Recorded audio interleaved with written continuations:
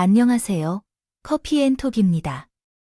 오늘도 와주셔서 감사드리고요. 바로 사연을 읽어보겠습니다.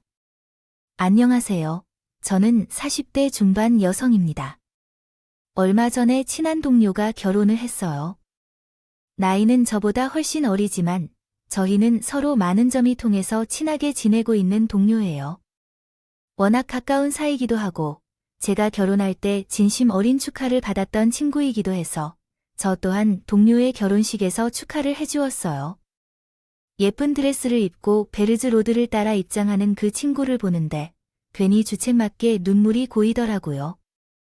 동료는 얼마 지나고 집들이를 했는데요. 요즘 새로 지어진 신축 아파트로 새 신혼집을 차렸더군요. 새로운 아파트라 그런지 조경도 너무 예쁘게 잘 되어 있고 집 내부도 신혼부부가 살기 좋게 잘 되어 있는데 제가 결혼할 때도 이런 집에서 처음 시작했으면 얼마나 좋았을까 하는 생각이 스쳐 지나가더라고요. 요즘 나오는 집들은 어째서 이렇게 예쁜지 모르겠어요. 진짜 부러워요. 여기서 신혼생활을 시작하면 가만히 누워만 있어도 행복할 것 같아요. 깔끔하기는 한데 평수가 넓지 않잖아요. 그래도 그렇게 말씀해 주셔서 고마워요, 언니. 언니가 선물로 주신 조명은 침실에 놓고 잘 쓸게요. 남편이 내게 마음에 든다고 했어요. 그래서 집들이를 뒤로하고 집에 돌아와 남편과 처음 집에 왔을 때를 생각하며 이런저런 이야기를 나누다가 잠들었어요. 요즘은 너나 할 것 없이 내 집을 마련하는 꿈이 있잖아요. 결혼을 하든 그렇지 않든 우리 부부는 지금 사는 집에 들어오기 전까지 우여곡절이 많았는데 그 이야기들을 한번 꺼내볼까 합니다. 대학을 졸업한 후에 미술학원 선생님으로 일을 시작했어요. 그림을 그리는 것을 좋아해서 미술학도의 길을 선택했지만 그림을 그리는 것보다 그림을 가르치는 것이 더 적성에 맞았던 거예요. 아이들과 함께하는 일은 너무 즐겁고요. 행복했어요. 어떤 때에는 친구처럼 느껴지기도 하고 어떤 때에는 가족보다도 애틋한 마음을 가지게 되더군요. 그러다가 28살 때 남자친구를 만나게 되었어요.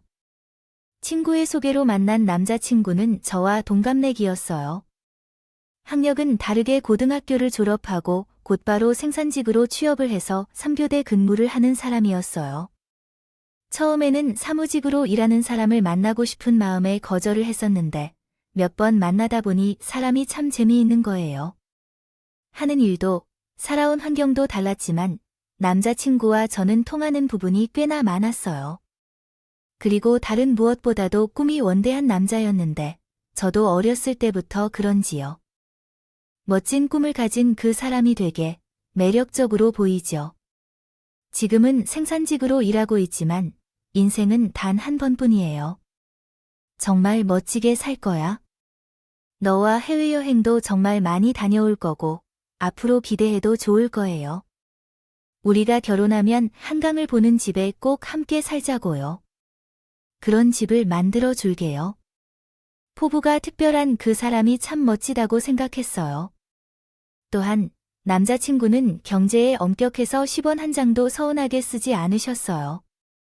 쿠폰과 포인트를 어떻게 이렇게 잘 쌓는지 정말 놀랍더라고요.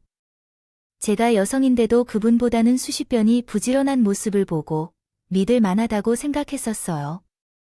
허세에 잘 빠져서 돈을 낭비하는 것이 아니라 현명하게 쓰는 것이 좋다고 생각해요. 남자들보다 실수하는 것도 알지만 나는 싶었어요. 그래서 우리는 저희가 아직 어린 나이인지라 결혼을 고려하며 2년이 넘는 연애를 이어가고 있었습니다. 그때쯤 나는 일정량의 돈을 모아서 제 학원을 차릴 준비 중이었습니다. 그간에는 다른 학원에서 강사로 일하면서 제 이름으로 된 학원을 시작할 준비를 하고 있었습니다. 나는 그만한 열정으로 일을 하며 아이들을 사랑하는 마음이 컸습니다. 그러나 남자친구는 나에게 이렇게 말했어요. 우리도 이제 결혼할 나이니까 학원을 차리기 전에 같이 먹고 살 수 있는 일을 해보는 게 어떨까 생각해. 그는 작년에 퇴사하고 현재는 카페를 운영하는 용우 형이 결혼을 하고 와이프와 함께 잘 지내는 모습을 보며 그런 생각을 했다고 했어요. 차려서 완전 대박이 났잖아. 생각해봤는데 우리도 같이 카페를 하는 거 어떨까? 나는 카페를 한 번도 차린 적이 없어서, 그리고 우리 둘 다 서비스업에 종사한 적도 없잖아. 결혼도 해야 하는데 그런 무모한 도전은 별로 하고 싶지 않아. 그리고 그냥 하던 일을 계속하는 게 나을 것 같기도 해. 난 아이들이랑 있는 게 좋거든. 남자친구는 학원 차례 준비를 하고 있는데 갑자기 카페를 해보자고 하는 거야. 조금 뜬금없었고 카페를 차리는 생각을 한 적이 없어서 완곡하게 거절했어. 그래도 이렇게 계속 교대 근무만 할 순 없으니까 우리가 함께 할 수 있는 것을 계속 고민해봐야겠어. 함께 일을 했다면 너는 따라와야지. 만약 결혼을 생각한다면 그래도 카페를 차릴 생각은 아닐까. 자기 혼자만 모든 것을 감당하도록 하지 않을게. 난 그 비용을 함께 할 테니까 너무 안 된다고만 말하지 말고 한 번이라도 생각해볼래. 남자친구는 뜻을 굽히는 것 같지 않았어요. 작년쯤부터 계속해서 일을 그만두고 싶다고 했는데 속으로 카페를 차릴 생각을 하고 있었던 것 같아요. 어쩌다 보니 카페에만 가면 맛이 이상하다고 하고 분위기가 저러니 여기서 그거니 하면서 혼자서 각종 비판을 하다가 결국 카페 얘기를 꺼내더군요. 저는 월급부터 상여금까지 하나하나 잘 나오는 생산직이 좋다고 생각했는데 남자친구는 자신이 하는 일에는 마음이 들지 않는 눈치였어요.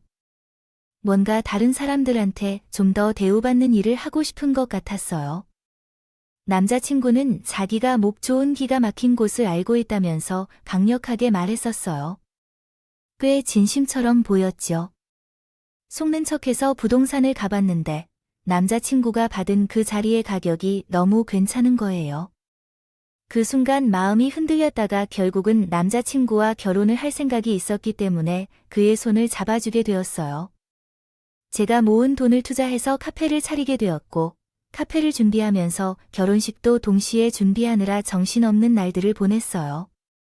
오픈을 한 이후 조금씩 손님들이 오기 시작했지만 잘 될 수 없는 일이라는 걸 알았죠. 그런 이유로 나는 학원을 그만두지 못하게 되었고 당신은 진심으로 잘 생각했어.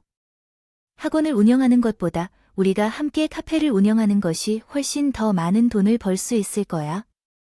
너무 고마워. 내가 널 내 편으로 생각했었어. 여기서 돈을 모으면 우리 결혼도 할 거고 당신이 원하는 학원도 차릴 수 있어. 그런 일을 꼭 실현시켜 줄 거야. 그런데 오픈한 지 1년 정도가 지난 지금은 카페를 꾸려가며 자리를 잡았고 근처 카페들 중에서 가장 번창하는 곳이 되어 입소문이 날 정도로 잘 되었다. 남편의 사업이 믿을 만한 계기가 되어 운영하고 있었어요. 그는 인근 직장인들이 눈여겨볼 만한 마케팅을 함께 할 수 있게 했다. 정말 잘하셨어요. 오랜 시간 동안 고생한 보람이 있다고 생각했어요. 비록 저는 원하던 학원 원장이 되지는 못했지만 남편을 사장으로 만들어준 것이 결과적으로 훨씬 나은 결정이었다고 생각했어요. 남편은 어디를 가던 사장님으로 불려 자신의 삶에 대해 매우 만족한 것 같았어요. 아니, 여보. 사장님이라고 불려주면 그렇게 좋아하는 거니까 얼마나 좋은지 모르겠어요. 이렇게 다른 세상이 있을 줄은 생각하지 못했어요. 당신이 좋다고 하니까 나도 좋아요. 우리 손익분기 좀 넘어가면 대출 끌어다가 예전에 말한 것처럼 하자. 학원을 차리고 싶은데 당신은 어떻게 생각하시나요? 근데 당신, 우리는 꼭 학원을 차리고 싶은 거 아닌가요? 현재로서는 이후 훌륭한 점을 낼 수 있을 것 같은데 2호점을 내는 게 사업적으로 더 좋은 타이밍이라고 생각돼요. 사실 아이들 가르치는 일은 전문 지식이 있지 않아도 할 수 있죠. 친구야, 우리 미래를 생각해서 먼저 2호점을 내는 게 어떨까요? 그래도 학원을 차리는 걸 포기하고 당신의 사장님 소리를 듣게 해줬으면 이번에는 내가 원하는 대로 해주세요. 카페도 내 지분이 거의 대부분이니까 알겠어요. 정말 당신이 학원을 차리고자 하는 것이 이렇게까지 뜻깊다니 감사합니다. 진심인지 나도 몰랐어. 내가 조금 경솔했다. 미안해. 그럼 당신 학원 먼저 차리는 걸로 하자. 남편은 제가 학원을 차리고 싶다는 말을 어쩌다 무시하는 것 같았어요. 이번에는 저도 물러서고 싶지 않다는 생각으로 완강하게 제 추정에 밀어붙였답니다. 학원을 차리는 건 제 오랜 꿈이었거든요. 그런데 또 다시 한 수 접어야 하는 상황이 생겨버렸습니다. 얼마 안 가서 우리 부부에게 사랑의 결실이 찾아왔어요. 갑작스럽게 임신을 하게 된 거죠. 우리는 한 3년 정도의 시간을 두고 아이를 가질 생각이었는데 예상보다 빠르게 아이가 찾아온 거였어요. 아이를 갖게 된 건 너무 복된 일이지만 아직 사회에서 이루고 싶은 꿈이 있었고 목표를 가지고 있었는데 눈앞에서 꿈들이 모두 물거품이 되는 기분이었습니다. 음악이 흐르는 가운데 기쁨과 절망이 동시에 휘감아 버리면서 정신이 혼란스럽고 없는 기분이었습니다. 더 혼란스러운 상황 속에서도 남편은 제 임신 소식에 다른 누구보다 기뻐했고 제 임신과 함께 2호점을 되새겼습니다. 어차피 몸조리도 해야 하니 당장 개원은 무리라는 것을 알지만 그 사이에 나는 2호점을 맡아서 운영하기로 했으니까 아이가 태어나고 조금만 더 크면 개장하자고 생각했습니다. 어때요? 그래, 알았어. 대신 우리가 어느 정도 자리를 잡으면 그때는 다른 이야기뿐 아니라 꼭 학원부터 해야 알겠지. 어쩌면 억울한 기분이 들었지만 남편의 사업적 안목을 믿고 또 학원을 다시 차리면 되는 거니까 좋은 게 좋은 거라고 생각했어. 10달에 속으로 품고 태어난 아이는 나랑 닮은 딸이었어. 일을 워낙 사랑했던 나로서 아이 때문에 일을 못하게 된 것에 대해 원망스러운 생각을 하며 후회스러운 순간을 만드는 너무 예쁜 아이였어. 사랑스러움이라는 말은 제 딸을 보고 생각했을 정도로 내 생각이었어. 아이가 태어나면서 이전과는 다른 새로운 인생이 펼쳐졌어. 엄마로서의 인생은 이전의 것과는 상상도 못할 정도로 다르게 됐어. 큰 희생을 하더라도 내 속에서 나온 아이를 위해라면 할 수 없는 게 없다고 생각했습니다. 남편은 가게 일 때문에 바빠서 육아를 거의 도와주지 못했고 저 혼자 발을 동동 구르면서 아이를 돌봤습니다. 그리고 아이가 2살이 넘도록 이렇게 헌신했습니다. 그때쯤에는 복직을 준비하고 있었어요. 남편이 2호점을 여는 시기에 남편과 약속한 개헌을 언급했던 때가 있었죠. 그런데 그때 제게 이렇게 말했습니다. 나 이제 다시 일하고 싶은데 우리 전에 언급한 개업 이야기를 올해 안에 하고 싶어. 벌써 유림이가 너무 어려. 괜찮을 것 같아요. 내 생각에는 아이가 조금 더 크고 난 후에도 할 수 있을 것 같아요. 당신이 걱정할까봐 우리 엄마한테 다 말했어요. 엄마도 빨리 일을 다시 시작하고 싶어 하시더라고요. 그래서 나 일하면 엄마가 주 3일 돌봐주신다고 하셨어. 나머지 5일은 시터한테 맡기려고 해. 그래도 장모님 힘들어하지 않도록 하려고 시터를 고용하면서 일을 할까 생각 중이에요. 내 생각에는 엄마가 더 케어하는 게 맞을 것 같아요. 남편은 계속해서 일을 하도록 하는 게 좋겠죠. 한참 동안 아이만 돌보면서 다시 출근할 생각만으로 버텼었는데 너무 황당해서 물어봤어요. 당신, 내가 얼마나 일하고 싶어 하는지요? 알겠어요. 당신이 하는 얘기를 이해했어. 자주 안 된다는 건 그 자체로 이해가 돼. 이유를 솔직하게 말해주면 되지. 사실 몇 달 전부터 2호점이 좀 어려워졌어. 직원들이 월급 때문에 대출을 받아서 주가 대출을 받을 수 없는 상황이야. 그래서 개헌해줄 여유 돈이 없어. 언제부터 이렇게 된 거야? 한 5개월 정도 됐을 것 같아.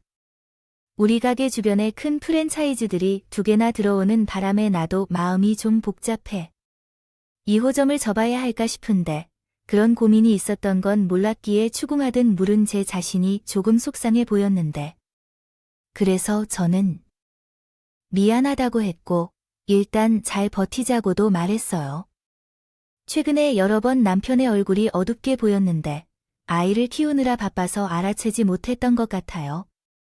그 사실을 듣고 나서 제 자신도 더 굳게 생각했어요. 100원 하나까지 아끼며 생활비를 최대한 절약해가며 살았어요. 심지어 호박 1개 사러 갈 때에도 싸고 좋은 곳에서 구입하고 싶어서 땀을 흘리며 아이를 업고 마트를 돌았던 기억이 나네요.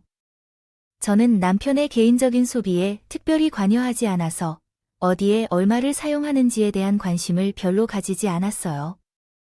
그러나 상황이 그 상황이기 때문에 줄일 수 있는 부분은 줄이려는 생각으로 한번 지난 카드 내역을 훑어보게 되었습니다. 남편의 서재에 쌓여있는 고지서 몇 장을 꺼내어 보았는데 제 눈에 보이는 글자들을 믿을 수 없었어요. 그 자리에서 얼어붙어 버리고 이내 주저앉게 되었어요. 카드 지난달 내역서에는 5성급 호텔에서 60만 원, 그리고 전전달에는 고가의 가방 브랜드에서 190만 원, 또 다른 달에는 백화점 의류 매장에서 80만 원 등등 셀 수 없이 많은 고가의 내역들이 있었습니다. 이렇게 많아서 몇 달 전부터 이런 지출들이 계속되었는지 모르겠어요. 너무나 명백한 불륜의 증거들이었어요. 더군다나 남편은 엄청난 쩐돌이었거든요. 결혼 기념일에도 돈을 아끼겠다고 있는 쿠폰 없는 쿠폰을 끌어모아서 3성급 호텔 한 번 가본 게 전부였는데 1박에 60만 원이나 하는 5성급 호텔이 웬 말이고 명품 브랜드는 아는 게 없는 사람이 무슨 가방에 190만 원을 쓰겠어요. 저는 그날 남편이 돌아오기만을 기다렸다가 카드 내역서들을 던지고 따지기도 했어요. 당신, 지금 이거 전부 뭐야? 나한테 똑바로 말해야 할 거야? 지금 내 방 뒤진 거야? 미쳤어. 아니, 다음엔 물건이 왜 손대? 뭐 미치긴 미친 건 당신 아닐까? 여기 봐봐. 아니 호텔이며 가방이며 옷이며 이 큰 금액은 어디에 썼는지 당신이랑 여자분들 생긴 게 누구세요? 아니. 알아듣기 정말 어렵네. 여보세요. 흥분하지 말고 제 말 좀 들어봐요. 저한테는 결혼 전에 10만 원짜리 가방 하나 사준 것뿐이고 190만 원이나 되는 돈을 어디에 썼는데요. 지금 이걸 불륜이 아니면 뭐예요? 당장 설명해봐요. 그제야 남편은 미안하다 해서 무릎을 꿈을 펴고 무례하게 했던 일. 야이야이 여보세요. 나는 정말 만나기로 계획한 거 없어. 그런데 그가 제게 먼저 꼬리를 살살 흔들면서 난 어쩔 수 없었어. 정말 그냥 잠깐 만난 거예요. 절대로 사랑이 아니었어. 그런데 정말 미안해. 한 번만 용서해 주세요. 응, 처음에는 아니라고 거부를 하다가 결국 그 여자가 먼저 꼬리를 치기에도 말을 했다는 건가요? 자신이 잘못이 아니라고 발을 쏟아내고 그 비열함에 나는 전신의 오싹함이 느껴졌어요. 매일 같이 새벽 늦게까지 돌아오던 남편은 밖에서 무엇을 하느라 늦는지였어요. 나는 그런 것도 몰라 배를 위해 200원이나 아끼며 마트를 돌아다니던 나 자신에게 너무 안타깝고 눈물이 났어요. 새벽에 지쳐 돌아오는 남편의 얼굴을 보며 안타까웠던 그 지난 날. 시간들이 너무 화가 나서 살고 있는 이 생각이 들어요. 어떤 사람들은 남자가 실수를 한 번씩 할 수 있다라며 용서해주라고 이야기하기도 하지만 저는 그 사실을 믿지 않아서 남편과 함께 살 수 없을 것으로 생각했어요. 그래서 이혼을 통보했죠.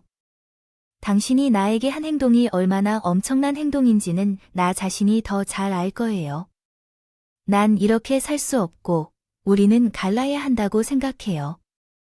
1호점을 차릴 때 투자한 내 지분의 돈과 2호점을 차릴 때 투자한 내 부분의 금액까지 모두 공평하게 나눠주기를 원해요. 합의금으로 제시한 금액을 지불하지 않을 경우 소송 비용을 내게 되겠지요. 각오하는 것이 좋을 거예요. 여보, 너와 그 사람은 정말 끝냈어. 아, 완전히 쫑긋이라고 내가 잘못한 건 알지만 한 번만 나를 용서해 줄 수 없을까? 지금은 당신에게 그렇게 돌려주지 못할 돈과 합의금도 없어. 정말 미안해. 당신, 그런 식으로 매몰찬 사람은 아니잖아. 그 여자에게 백 사주고 호텔 데려가느라 없는 게 아니야? 그리고 좀 있으면 그 사람과 엊그제 나한테 온 문자 내역이 있는데. 끝까지 거짓말할 생각이니? 당신이 바람 피울 때는 이런 체육까지 생각하고 행동해야 했어야 해. 이상의 하부는 없어. 우리 유림이에게 부끄러운 줄 알아? 나는 마음을 돌릴 생각이 없어. 아무런 자산도 없었어요. 그래서 남편은 자신의 어머니에게 돈을 빌려서 대출을 받아 저에게 재산 분할을 해주었고 합의금도 정산받은 후 이혼하게 되었습니다. 인생이 어떻게 이렇게 갑작스럽게 변할 수 있는지 생각했어요. 그 이후 황망했어요. 그때부터 받은 합의금으로 친정 어머니에게서 조금의 도움을 받아서 그토록 원하던 학원을 차릴 수 있었어요. 인생이 망했다는 생각에 좌절하고 있을 때 도움을 준 건 역시 딸과 어머니였습니다. 그들을 위해서도 다시 힘내야 했어요. 일어서야겠다고 생각했습니다. 엄마의 위로를 받아 다시 정신을 차리게 되었죠. 저를 믿고 제 학원에 등록해준 아이들을 제 딸이라고 생각하며 한 명 한 명 정성을 다해 가르쳤어요. 아이들이 조금씩 발전하는 모습을 보는 것은 제가 잊고 있던 인생의 가장 큰 기쁨 중 하나였습니다. 다시 일을 하면서 이혼의 아픔을 빨리 털 수 있었던 것 같아요. 학원의 입소문이 빠르게 번지고 수강생이 많이 늘어나며 제가 엄마에게 받았던 돈도 갚을 수 있었고 나름대로 내 삶의 안정을 찾아가고 있었죠. 그렇게 시간이 흘러 딸아이가 5살이 되는 해에 한 남자를 알게 되었습니다. 고등학생 중 한 명이 매일마다 수업을 데리러 온 적이 있는 사람이었습니다. 그 남자는 입시 반 학생의 삼촌으로 어느 날 갑자기 조에게 작은 쪽지를 줬어요. 쪽지에는 시간 괜찮으시면 나중에 커피 한 잔 어떠세요? 그리고 아래에는 남자의 핸드폰 번호가 적혀 있었습니다. 어떻게 해야 할지 난감했어요. 이혼 후 남자들은 이제 새로운 시작을 원하고 싶지 않아 했는데 우리 학생들은 삼촌이 진짜 좋은 사람이라며 자랑을 하며 살았거든요. 그래서 괜히 한번 만나보고 싶은 생각이 들었고 또한 제가 이혼을 하고 아이가 있는 사실을 남자가 알고 있다는 걸 알았기에요. 못하고 있을 테니 막상 만나보고 그쪽에서 제가 싫을 수도 있었고요. 저는 적혀있는 핸드폰 번호로 연락해서 남자와 만나게 되었습니다. 남자는 1살 연상이었는데 경찰 공무원이었어요. 키도 크고 훤칠하고 더군다나 사람들이 원하는 안정적인 직장까지 가지고 있었지만 왜 아직까지 결혼을 하지 못했는지 의문이었습니다. 그리고 저는 남자에게 솔직하게 이야기했어요. 저에 대해 반드시 알아야 하는 부분이 있어서 지금 솔직하게 말씀드릴게요. 저는 이혼도 한 번 했고 5살 아이도 있어요. 그 부분에 대해 모르시고 다가와 주신 거 알기 때문에 제가 마음에 들지 않는다고 하셔도 충분히 이해합니다. 저는 원장 선생님 아이의 엄마인 것을 알고 당황했습니다. 그리고 대신한 게 맞다는 사실을 깨닫고 물었습니다. 제가 엄마인 걸 어떻게 하신 거예요? 그랬더니 선생님은 이전 생에 이모한테 관심이 있어서 우리 조카를 매일 보러 다닌 거였다고 말씀하였습니다. 조카가 선생님의 SNS 프로필에 있는 아이 사진을 보여줬더군요. 그때 선생님은 남편에 대해 언급한 적이 없다고 하셔서 제가 비슷한 아픔을 겪은 것 같다고 생각했습니다. 이런 생각에 오히려 기뻤고 사실 저도 이혼의 아픔을 겪은 사람입니다. 그래서 남자의 말에 깜짝 놀라서 아이가 있는데도 다가와 주신 점이 감동적이었습니다. 본인도 이혼의 아픔을 경험했다고 하고 뜻밖의 전개에 어이없어 하신다. 저는 처음부터 남성에게 관심이 없었고 그 역방향으로도 다시는 여성과 관련하지 않겠다고 했었다. 그런데 의외로 이렇게 만나게 되었다. 그 후 몇 차례 만나서 식사도 하고 술 한잔하면서 점차 연인 관계가 되었다. 남자친구는 이혼 후 형제 집에서 지내고 있는데 자주 들렀다. 그래서 남자친구가 당직이 없는 날에는 저를 보러 왔고 때로는 조카를 데리러 왔다. 그 말들이 참 귀엽게 느껴졌다. 아이를 가진 내가 그래서 남자친구와 제 딸이 함께 만나는 것도 관대해야겠다고 생각했다. 날이 정말 많이 지났어요.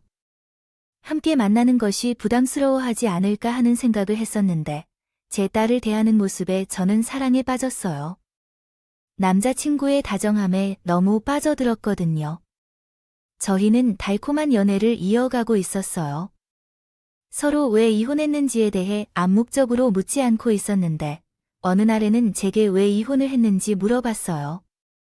그때부터는 더 이상 숨기지 않고 얘기하기로 했죠. 근데 이전 남편이랑은 왜 이혼했는지 궁금하다고 했어요. 그때는 우리 유림이가 손 많이 가던 시절에 그 사람이 외도를 저질렀거든요.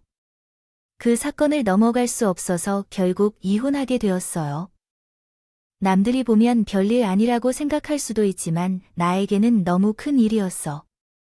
오빠는 왜 이혼했는지 궁금해. 그 일을 어떻게 넘어갈 수 있는지도 모르겠어. 나는 예전에 와이프가 빚이 있다는 걸 몰라 결혼한 적이 있었어. 결혼한 후에야 내 이름으로 대출을 받을 준비를 하고 있는 걸 알게 되었지. 그래서 그냥 이혼하게 됐어. 사기 결혼이었어요. 우리의 생활은 다르지만 상대의 거짓말과 배신으로 인해 이혼을 한 공통점이 있어요. 그래서 서로를 이해하고 배려해주는 게 중요했고 서로 의심하지 않게끔 안심시켜주는 게 우리의 룰이었어요. 그래서 그런지 서로 사이에는 마음의 편안함이 있었어요. 특히 제 딸에게는 엄마의 생각을 함께 공유하는 것이 너무 중요하다고 생각해요. 남자친구가 아빠처럼 대해주는 모습에 저는 재혼을 해야겠다고 확신을 가졌어요. 그리고 그 다음 해에 가족들만 초대한 결혼식을 했답니다. 남편이 제 딸과 둘이서 살고 있는 집으로 들어오면서 합가를 하게 되었어요. 당시에 저가 이사를 한 지 얼마 안 됐었거든요. 다시 시작된 결혼 생활은 처음에보다 훨씬 더 만족스러웠어요. 그래서 사람들이 공무원 하는 것 같았죠. 남편이 안정적인 일을 하고 있어서 저는 저희 일에 집중할 수 있어서 좋았어요. 그 집에서 2년 동안 알콩달콩 저희만의 추억을 많이 쌓았네요. 좋은 기억이 너무 많은 공간이라 계속 있고 싶더라고요. 지내고 싶은 마음이 있었지만 계약 기간이 있기 때문에 그러지 못했어요. 그 집에서 2년을 보낸 이후 저희는 이사를 준비해야 했어요.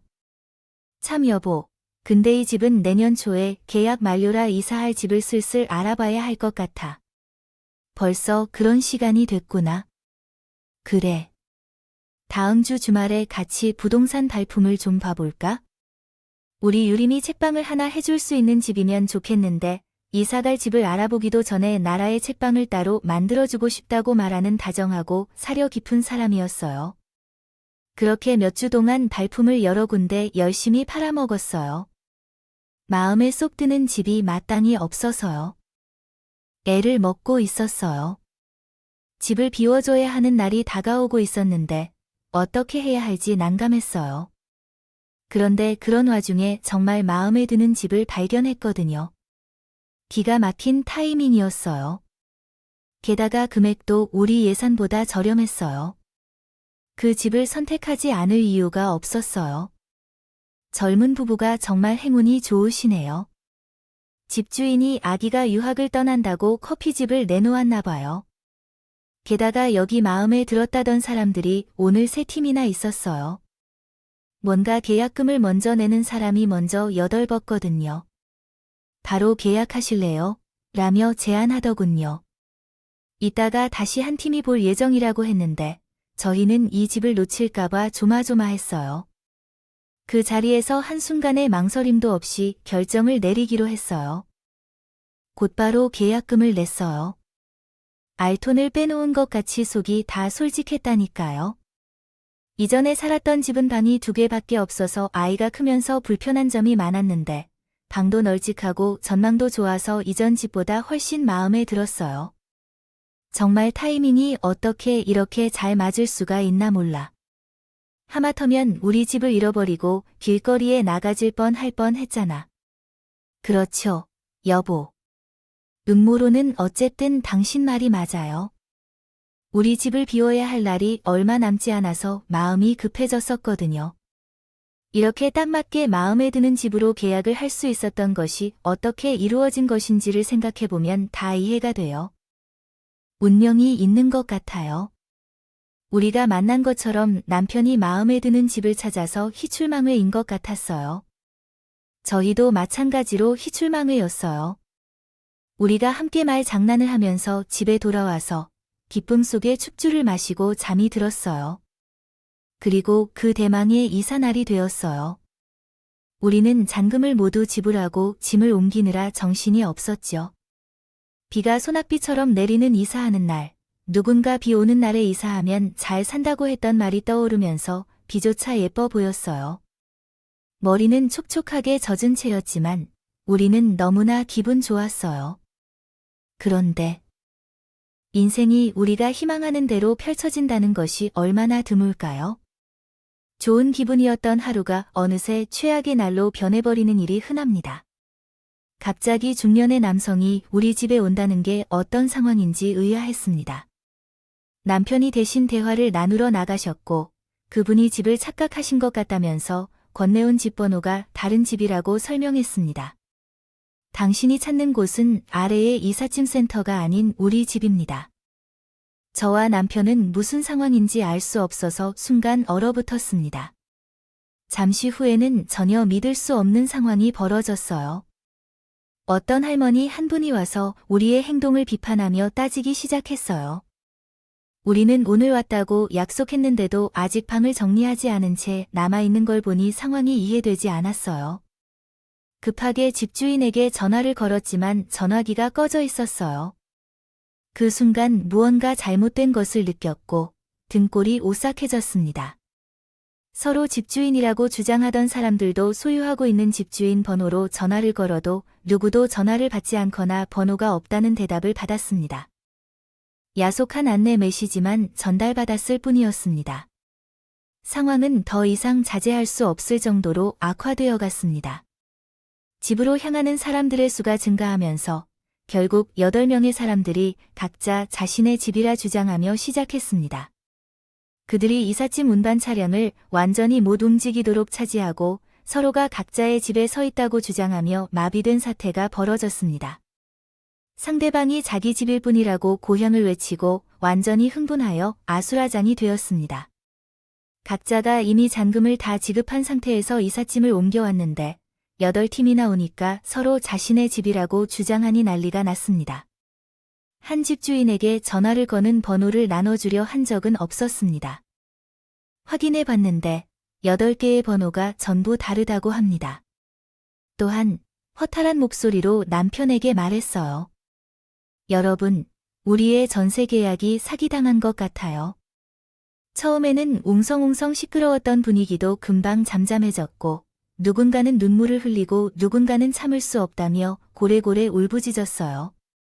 이건 완전히 계획된 범죄였어요. 처음부터 이런 상황을 상상하고 미끼를 던져놓은 거예요. 그 자리에 있는 모든 사람들은 미끼에 속아가 버린 거였고요. 남편은 일단 상황을 정리해야겠다고 하고 있어요. 자, 여러분, 일단 모두 진정하세요. 여기 계신 분들 모두 이런 상황에 처음 놀라셨을 거예요. 잘 하셨습니다. 또한 마음을 안정시키는데 도움이 될지는 모르겠지만 저는 지능범죄수사팀에서 근무하고 있는 경찰입니다. 지능형 범죄자를 잡는 것이 제일 중요하며 또한 피해자이기도 하니 최대한 빠르게 상황을 처리하도록 노력하겠습니다. 제 남편도 경찰 중에서도 지능범죄수사팀에서 팀장으로 근무하고 있었습니다. 교묘하게 사기를 치는 사람들을 엄벌하는 일을 하고 있었는데 그로 인해 사람들은 안도의 한숨을 쉬기도 하고 우리 남편에게 와서 손을 꼭 잡으면서 말을 하는 경우도 있었습니다. 경찰 선생님, 제발 우리 전세금을 찾을 수 있도록 도와주세요. 그 돈이 없으면 우리가 정보에 의하면 아이고 경찰님 인생의 모든 은을 음악에 쓴 채 집에 넣은 것으로 알고 있어요. 한 곡의 도움을 받고 싶어요 선생님. 아직 초등학생인 우리 아이들이 그 돈이 없으면 정말 어려워해요. 부디 부탁드립니다. 모두가 진심으로 남편에게 기대문을 했어요. 어떻게 이런 상황이 벌어질 수 있는지 눈물이 자꾸 나와요. 솔직히 무서웠어요. 돈이 없으면 우리 집도 큰 문제가 생길 거예요. 밖에서 내리는 비는 한순간에 전세 견본 피해자들의 눈물로 변해버렸어요. 그런데 한편으로는 이 일을 벌인 사람도 정말 대단하다고 생각했어요. 어떻게 경찰이 속일 수 있었던 건지 모르겠어요. 마음이 너무 급해서 잘 알아보지 못했던 것 같아요. 저희도 잘못이 있었죠. 싼 물건이니까 마냥 좋아해서 살이분별이 안 되었던 거예요. 아무리 급해도 다시 한번 확인하고 좀 더 꼼꼼하게 알아봤으면 하는 생각에 가슴이 아팠어요. 상황이 이렇게 되었으니 우선 저희 가족은 친정댁으로 짐을 옮겨야 했답니다. 얼마나 난처했는지요. 당장 그 많은 짐들을 이미 살림살이가 있는 집으로 옮기느라 애를 썼어요.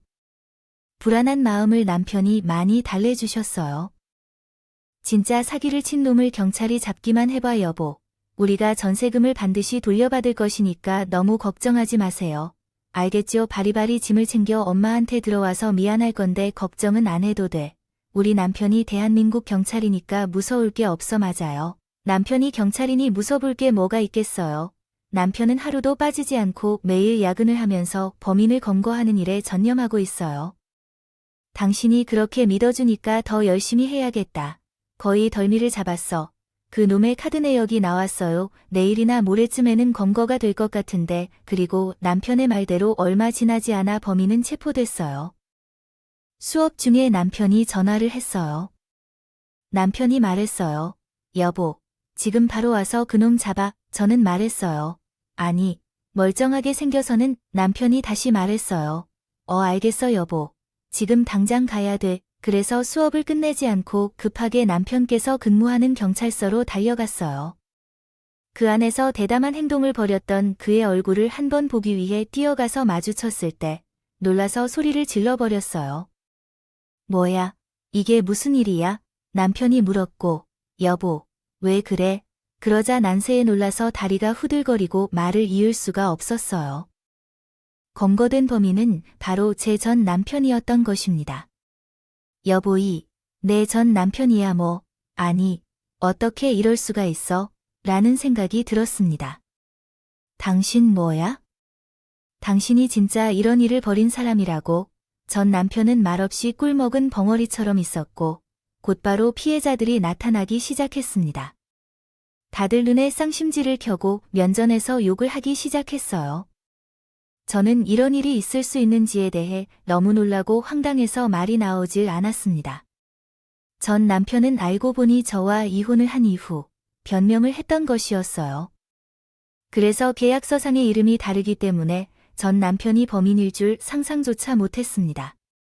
제 자신이 너무 한심하고 바보같이 느껴졌습니다.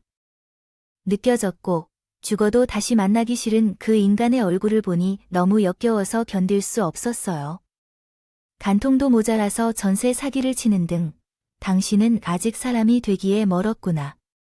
그게 아니라 아내는 이런 생각을 전혀 하지 않았어요. 정말 미안해요. 다들 한 번만 봐주시면 안 되겠습니까? 정말 잘못했어요. 당신이 미친 거야. 그리고 그런 생각은 전혀 없었다는 말은 지겨워. 당신을 놔둔 채로 바람을 핀 적도 있어? 그래 토리, 진리다. 강비룡에서 강민으로 개명했네요. 그 덕분에 우리 와이프는 몰랐던 거예요. 비에 입은 분들이 한둘이 아닌 것 같네요. 반드시 명심하셔야 합니다. 저는 어떻게 이렇게 많은 사람들을 상대로 사기를 쳤는지 궁금했고 남편에게 내막을 전해들었을 때 정말 충격을 받아서 기가 막혔고 코가 막혔습니다. 전 남편은 제와 이혼한 이후 계속해서 자금난에 시달렸다고 해요. 그래서 재산 분할을 마치고 나니 자기 몫으로 남은 게 거의 없다는 게 뼈저리게 느껴졌을 겁니다. 결국에는 원래 잘 되던 2개의 카페를 모두 접어야 했다고 하더군요. 게다가 돈이 떨어지자 제게 남긴 내연녀가 어디론가 사라져 버릴 줄 알았지만 기대하던 대로 되지 않았죠. 그 여성과의 관계가 종료되고 나서 한동안 술에 빠져서 슬퍼했다고 합니다. 그래서 다시 시작해보자는 결심으로 3년 동안 공인중개사 자격증을 취득해 부동산 중개인으로 다시 시작했습니다. 아버지 명의로 소량의 땅이 있었는데 아버지가 돌아가신 후에 그 땅을 상속받게 되었고 그 땅 가치를 확보한 후에 작은 집 한 채를 구입했었죠. 그 집은 전세 사기 사건의 중심이었고요. 황당하게도 아무도 의심하지 못했어요. 차문이 심하더라고요. 부동산 중개인들까지 모두 꼬셔서 사기를 쳤던 거였어요. 너무 비참하고 비참했어요. 그 돈을 들고 필리핀으로 도피하려고 한 적이야. 정말 아니에요. 그런 생각은 하지 않았어요. 그러면 내일부로 필리핀으로 가실 거라는데 표는 왜요? 세부 내용을 끊어 놓았습니다. 호텔을 2달 전 예약해 놓았는데 이제 그만해야 해요. 어차피 취소할 수 없어요. 계획은 생각보다 매우 정밀하게 세웠었어요. 정말 뛰어난 머릿속으로 좋은 마음을 품었다면 지금쯤 아무리 뭘 하더라도 충분히 성공하고 사람을 이끌어낼 수 있는 인간이었을 텐데 안타깝네요. 남편 이야기를 듣고 희생자들은 아주 난리가 났어요. 전 남편에게 가서 목을 움켜쥐고 흔들면서 잠시 만에 또다시 아들 가족에 휩쓸렸어요. 제 돈을 주세요. 그 돈이 어떤 돈인지 알고 계세요. 선생님, 우리 돈을 받지 않겠죠? 부탁드립니다. 저희에게 정말 중요한 돈인데요. 모두 안심하세요. 비자가요. 금액을 모두 필리핀 은행 계좌로 이체하여 거기에 보관해 두었습니다. 다행히도 우리가 먼저 말을 확보할 수 있었어요. 한국 계좌로 재이체되는 데는 시간이 조금 걸리겠지만 여러분들의 피해 금액은 모두 보존되어 있으니 안심하셔도 됩니다. 남편이 말하자 피해자들은 그 자리에서 눈물을 흘리며 남편의 손을 잡고 고맙다고 했습니다. 경찰님, 진심으로 감사합니다. 정말 감사합니다. 여보, 우리가 살았어요. 돈을 되찾을 수 있다고 하네요. 경찰이 남편을 믿었기 때문에요. 가능한 한 내용을 이해하기 쉽고 자연스럽게 번역해 드리겠습니다. 행여라도 사기꾼 놈이 돈을 그 사이에 몽땅 다 써버리기라도 했을까봐 내심 노심초사였는데 얼마나 다행이었는지 몰라요.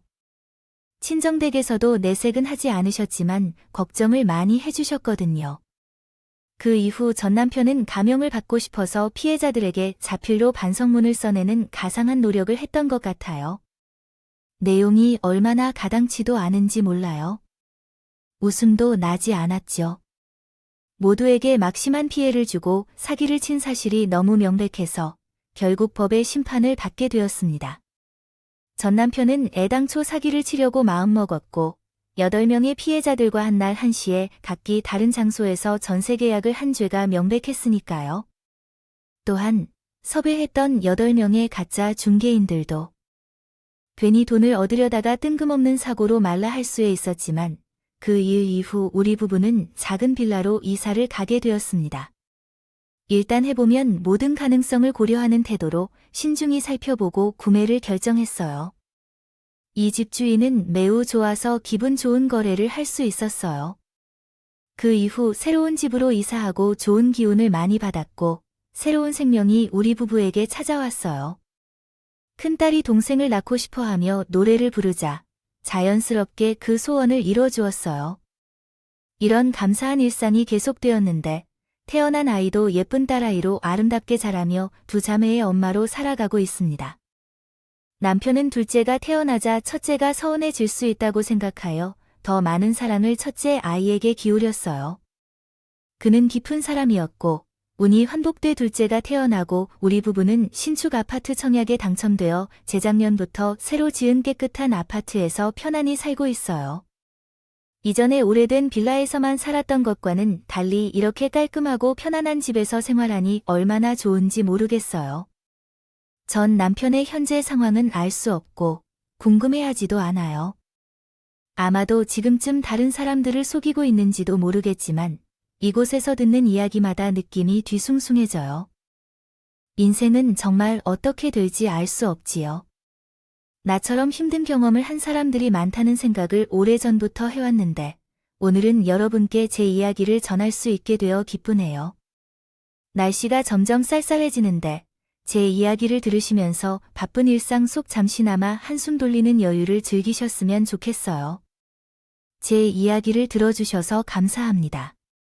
지금까지 커피앤톡이었습니다.